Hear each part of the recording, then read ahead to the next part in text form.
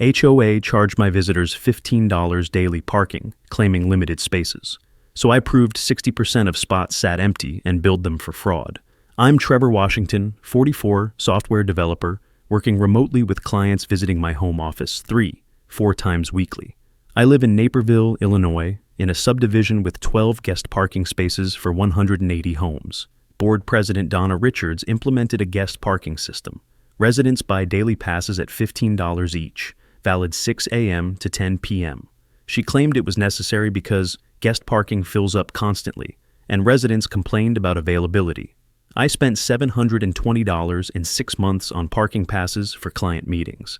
Then I noticed something. Every time my clients parked, 9 guest spaces sat completely empty. I started documenting it with time-stamped photos every day for 90 days. The data was damning.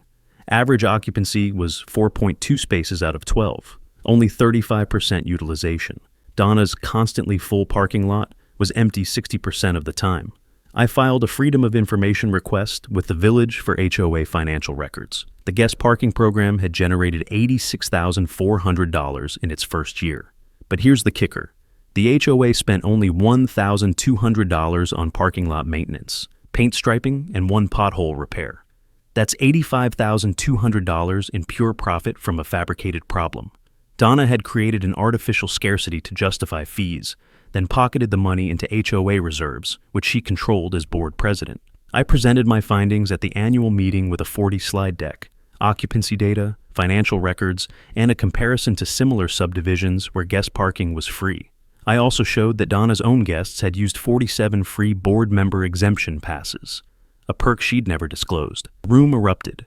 Residents calculated they'd collectively paid $86,400 for a service that cost $1,200 to operate. I moved to abolish guest parking fees immediately and refund all payments from the past 12 months. The motion passed 76-4.